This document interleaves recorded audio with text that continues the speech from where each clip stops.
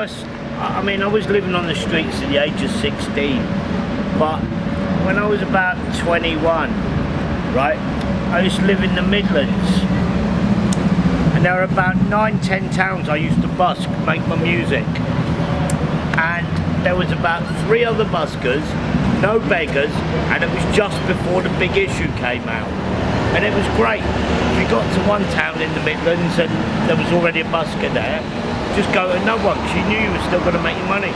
Listen, it's a shame the state of homelessness now. You've got a lot of people, mentally ill people, they don't have facilities for them anymore. They're getting thrown out to the streets, they can't even look after themselves. People on the streets, they don't need to go hungry. But you see people are starving because they're mentally ill. You know, the hospitals don't exist to look after them anymore. Also, you've got people who have fought for this country, who are coming back and the country's not looking after them, and they're dying on our streets, mate. Honestly. But don't be fooled. Not everyone you see on the streets is actually homeless. They're just begging to buy heroin, crack cocaine and things. A lot of people who have got addictions have ended up homeless, and the majority of people you will now meet on the streets, sorry, I've got beer here, but they've got drugs or alcohol addiction. If you see someone who's homeless, please just buy them a cup of tea or a sandwich. Don't give them money to kill themselves with.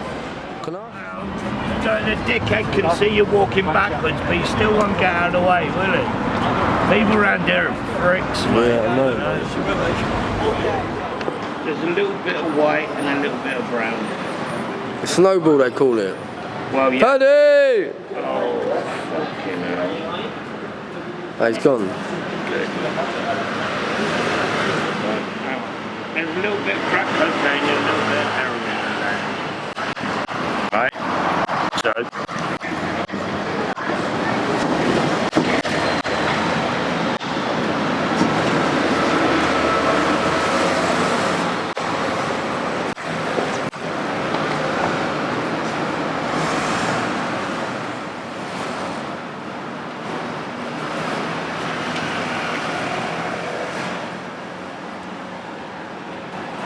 Keep it. No, she like it, man. You need that. You alright?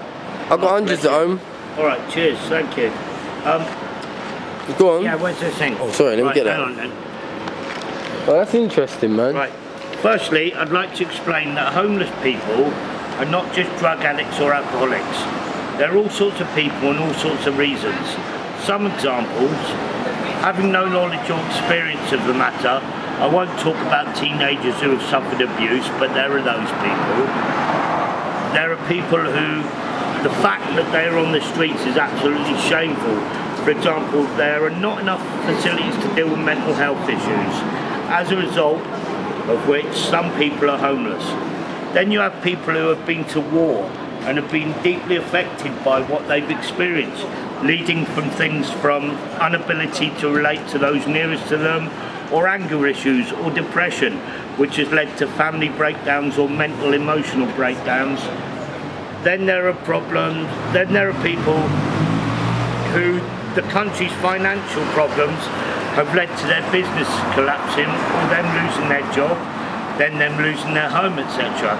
It's not just lower class louts. There are people from all walks of life. There are people released from prison and given no support. There are also people who just can't cope with life. I know of people who are very respected members of their community. One little thing going wrong can start a chain reaction. One particularly sad story is an up-and-coming journalist who was covering homeless issues in Brighton, which at the time, before it came like it everywhere, had pretty much the biggest issue with homeless drug addicts. In the hope of making his work better by knowing exactly what he was talking about, he decided to just once try heroin. Unfortunately, he enjoyed it and went on a downward slope to homelessness and drug addiction. And now, of course, when new countries joined the EU, thousands came in search of our equivalent of the American dream. While so many found good jobs to fund a better life, many headed for towns and cities that were unable to cater for them and ended up homeless. Bravo, that's interesting, man. No, thank you. I appreciate it. Bless you, brother. Bless you too, man. Like, have I already told you about what caused all the people on the streets? Well, back in the early 90s, ecstasy, right? You had to pay £20 a tablet, £15 a tablet, and you had to hunt high and low for it. But there were riots in the city of London 3-4 times a year, big riots. So the government flooded the country with ecstasy to get everyone loved up. But then the outdoor rave thing became a problem. So what they decided instead was to flood the country with heroin, so that all the people who would be a problem were just sat in watching Jeremy Kyle go, you know what I mean? But before then, heroin, you know, very few people were doing it, right? And, you know, it cost a lot of money. But then all of a sudden, when the government decided to flood the country with it became a lot cheaper, a lot easier to get. And then all of a sudden, all these beggars appeared from nowhere. You know, go back to 92. The country wasn't flooded with beggars. I mean, I've had a lot of bits of luck, like Hamburg, 9 o'clock in the morning, sort of -2 degrees. Somebody comes up and gives me 100 Deutschmark note. Or when I went hitchhiked from Prague to Frankfurt via Dresden, as soon as I landed, it was just gone midnight. I thought, I'm so hungry. So I went and sat and played my pipe outside the train station. Bugger me, an English bloke come up and said, that's really nice, mate, gave me €20, that fed me. You know, you get lots of, you know, I had someone give me 200 quid before, you know what I mean? It just depends, it all varies, but I've had days where I've made about 3-4 quid, you know, it just varies. I'm totally grateful for people who help me. I never think, why should I work, you mugs, you all go to work. That's not me, mate. I am 100% grateful for people who help me out, you know. There was one lady down Elephant and Castle a couple of years ago. She gave me 2 quid. I said, oh madam, thank you so very much. I'm really grateful for that. She reached into her purse, pulled out 2 £50 notes. Boom, boom. Lovely. You know, and there's beautiful people around. You know, you get dickheads on the streets who say, they slag off people who walk past them. People who are in suits and everything. But think about it. They got kids to send to school and clothes. They got high mortgages. They got all this lot. Their problems are worse than ours on the streets. You know what I mean? They've got more stress in their lives than we have. So anything that anyone gives you, you should be 100% grateful for, even if it's only 10 pence. This is Stephen Hughes, live at the Apollo. Hold it.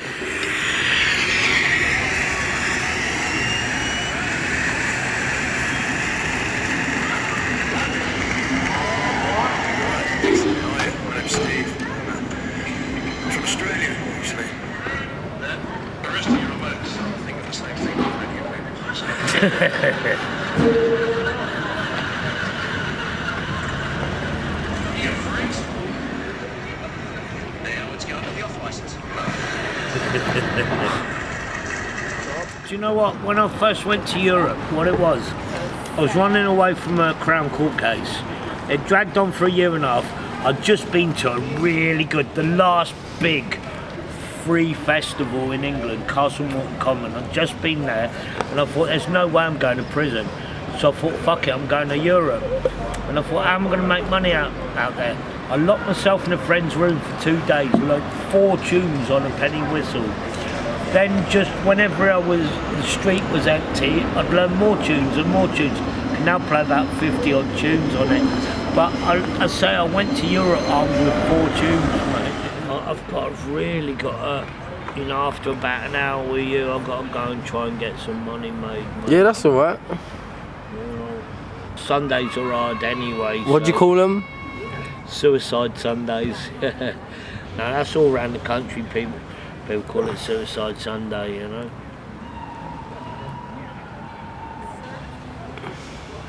When was the last time you had a girlfriend, Simon? Yeah, long back, mate. I don't even want to go there. I don't even think. Hey, look, poppies.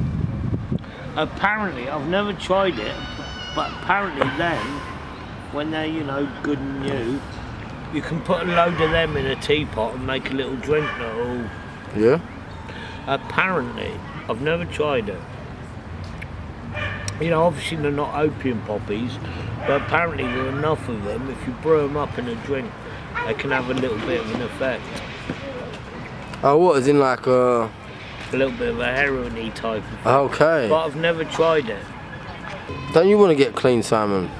Nah, listen, I've got nothing else in my life, mate. You know?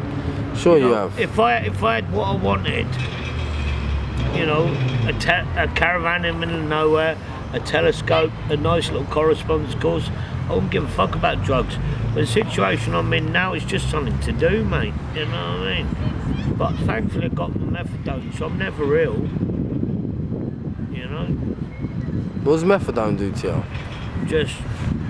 Mong you out? No, don't mong you out. It just makes you well. I'd never in my life touched heroin. I was always slagging it off till 27 years old. I was in Liverpool prison, Walton. My pad mate, he's saying, here, try a bit of this, kid. I'm saying, nah, I don't want it. He said, go on, it'll make your night pass by really nicely. Tried it and it was fucking beautiful, mate. What did it do, your first night? It just made me forget about everything, you know? You don't care about anything. Do you know, methadone was actually invented by Hitler and he gave it to his troops because, you know, when you're on heroin, you have no feelings whatsoever. You know, that's why a lot of people do it, because they're upset about their lives. But once you're on the heroin, you've got no feelings, you don't care about anything. And that's why he used to give it to his troops, so that they didn't care about anything, you know, they had no conscience or anything, you know. I've put on a lot of weight since I've been in a wheelchair, so forgive the tits, but... The only good Nazi is a dead Nazi. Yeah, man. That's sick.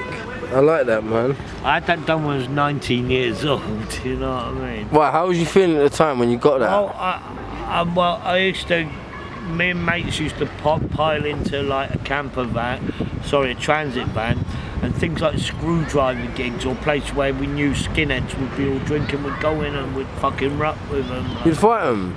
Oh God, yeah, mate. Yeah, you was against the fascists. Oh God, mate, yeah.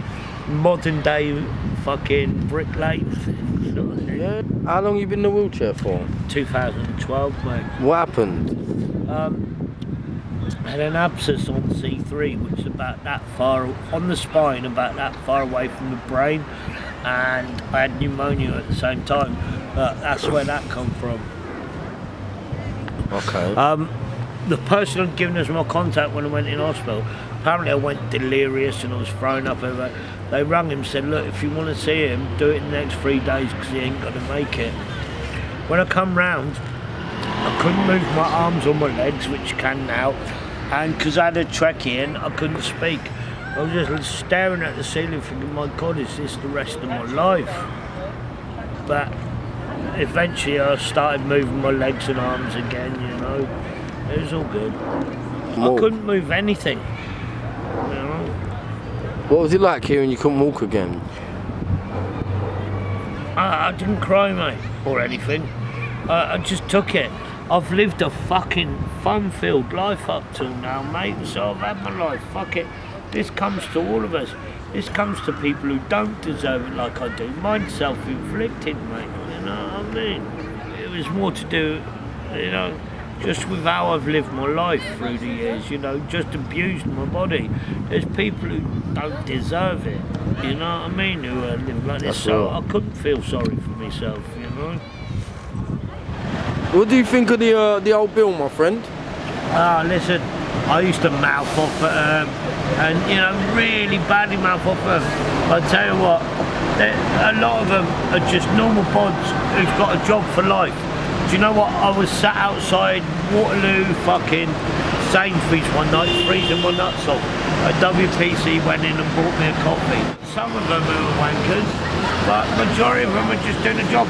Or they care about the community. I've got no problem. You know, quite often on a Friday night, if customers say, all right, mate, I'll say, hey, stay safe, you know what I mean? I've got no problem with anymore. I've grown up. You know, I know that If we didn't have old Bill, I'd probably be stabbed long ago, mate. You know what I mean? She just What are you put it in playing a there? bra and fell asleep. I'm just doing the cryptic crossword. I do it every day. Do you like crosswords? Yeah. Use it or lose it. Yeah. I like it. But I do the cryptic one, so you've got to unwind your brain and have to think. Excuse me, could anyone spare a pack of cigarettes and a can of beer, please? Could anyone spare a pack of cigarettes and a can of beer, please? Oh, thank you so much, sir. I'd love one. 9-5.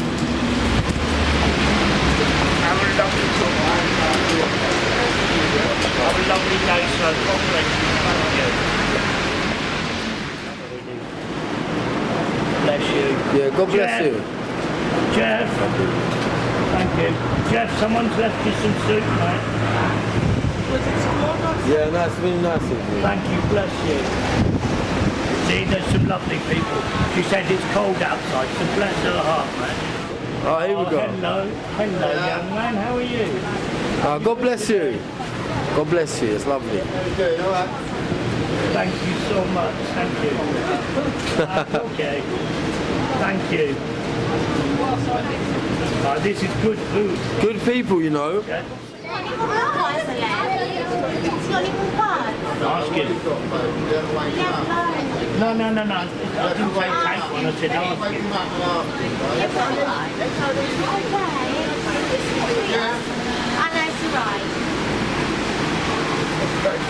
Do you know her? No, but you see her, she's going to dip in, mate, and take one. You know, she was going to dip in and have one if there was one there. That's naughty. You know, just along from Waterloo Station, there's a shopping street. There's a library there, just on the wall, made out of glass. There's a mural. It's a beautiful picture of the bloke who used to sweep the streets there. He's dead now, and it's a memorial thing to him. And it is the most amazing picture that, beautiful, mate, it really is. Yeah, over the weekend, right, this copper, he was stopping someone, it was in Birmingham, right, and the geezer nicked his squad car and run him over. He's in a bad way. I come up with this joke, right, what's that copper from Birmingham got in common with Elton John? They both got skid marks on their helmet. So what are your plans for tonight, Simon? I'm going to go and hang around and see if more stuff comes. Can I come with you? No? Not really, I've got to go in there and, you know. I'll give you a push up there, mate. You all right? Yeah? Right, no worries. Now, right? God bless.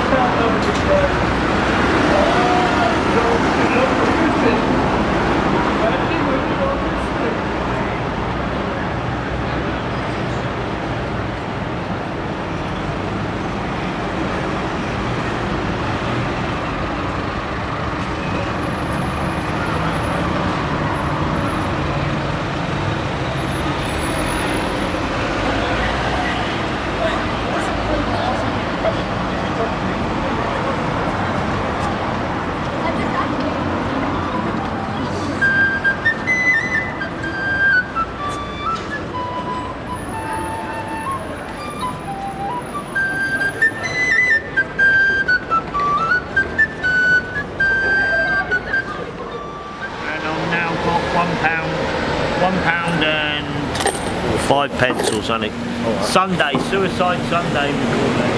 Really? So how long you been out here for then? Hours, mate. It's not happening. See, all my regular people, they work Monday to Friday. They all go out on the piss with each other Friday night, and then they're gone for the weekend and they're back Monday. Weekends are hard, mate. I thought Friday, Saturday was a good night. Friday's good, Saturday ain't so good. Mainly just tourists, you know. So, not good at all.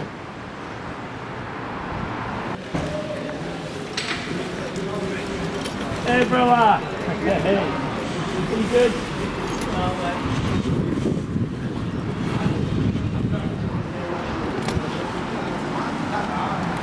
Place around here.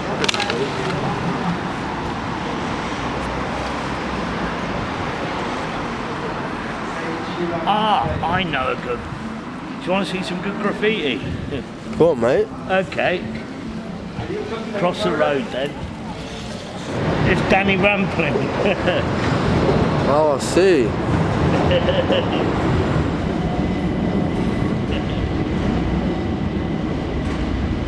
Shooting, it was a club night that used to happen round here. As I say, this is my favourite part of London. Because it's chilled out and the people are nice around here, Is it cool to talk about your family? Well, yeah. Like your mum and dad? Oh, they're dead now. What, was you close with them? Nah. See, I've got to be honest, my mum was 16, my dad was 19. And so they were a pair of cunts when I was growing up, you know what I mean? Council estate, blah, blah, blah. But they were youngsters, all they wanted to do was party, you know what I mean? And I understand that, I was their age once. Nobody ever sat me down and told me the consequences of not doing well at school. Nobody ever took me round to see people like me and say this is what can happen if, you know what I'm saying? But to tell the truth, mate, travelling around Europe, I've met people from every country in the world, in Holland, in Germany. Particularly in Amsterdam, I met someone from loads of different countries. And every person I've met has said one thing to me that stayed in my head and has just turned my life in a slightly different direction.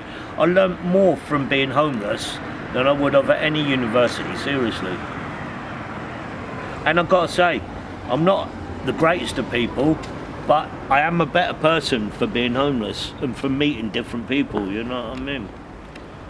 I used to be very set in my beliefs and all this lot, but people, sort of convince me that it's okay to have beliefs other than mine, you know what I mean?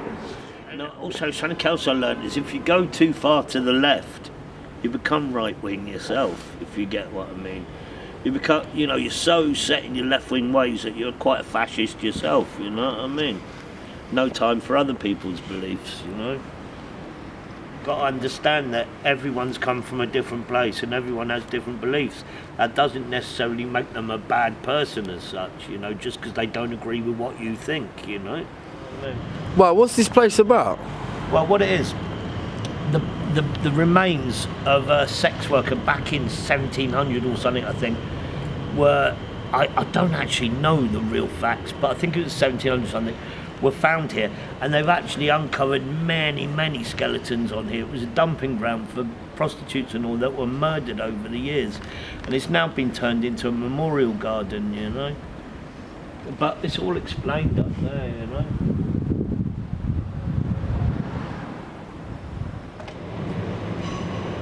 Building on the corner there. Up in the door there's a couple of posters that might be quite interesting to you.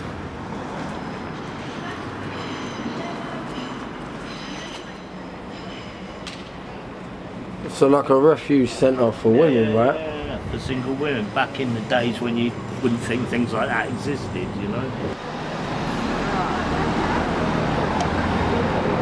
on 1 second.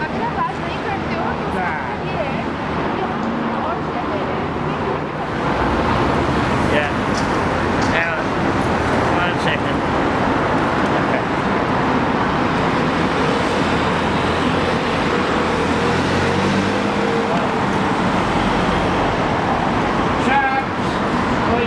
Excuse me 1 second. These are genuine. Not like them other cunts who just want to rip you off. These are genuine people. I know Richie boy. Yeah, you know. Right, man.